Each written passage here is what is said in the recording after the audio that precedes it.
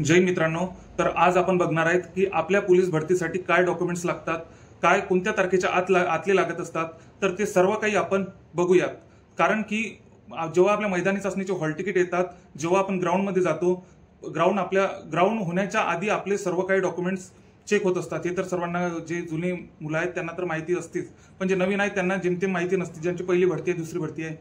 तर डॉक्युमेंट्स कसे पाहिजेत, म्हणजे कोणत्या तारखेच्या आजचे पाहिजेत, कोणकोणते पाहिजेत, ते आपण या व्हिडिओमध्ये सविस्तर बघूयात। तर पहिलं डॉक्युमेंट्स हे आहे की आधार कार्ड, पॅन कार्ड। आधार कार्ड आणि पॅन कार्ड या दोन्हीवरती आपली स्पेलिंग ही सेमच असायला पाहिजे। दुसरं डॉक्युमेंट्स म्हटल्यास 10वी 12वीचं बोर्ड सर्टिफिकेट व गुणपत्रक दोन्ही पण असणे आवश्यक आहे। त्यांच्यावरती पण स्पेलिंग वगैरे सेम पाहिजे, जसं की आईचं नाव पण सेमच पाहिजे, टोटल वगैरे सेमच पाहिजे, स्पेलिंग वगैरे आपल्या नावाचे वगैरे। तर तिसरं डॉक्युमेंट आहे शाळेचा दाखला किंवा बोनाफाईड, दोन्हीपैकी एक पण असलं तर आपल्याकडे चालून जाते। दोन्हीपैकी एक तरी पाहिजे आपल्याकडे।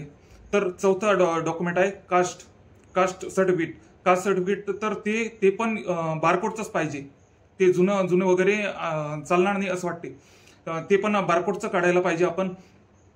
पाचवं डॉक्युमेंट आहे डोमेसाईल सर्टिफिकेट, रहिवासी दाखला। तर डोमेसाईल सर्टिफिकेट, रहिवासी दाखला, तो असणे आपल्याकडे गरजेचं आहे। 6 म्हणजे नॅशनॅलिटी, 7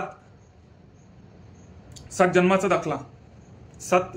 दाखला, 8 लायसन्स हे आपल्याकडे असणे गरजेचेच नाही असं काही नाही आहे, पण याच्या आधी जे डॉक्युमेंट सांगितले ते असणे गरजेचे आहेत।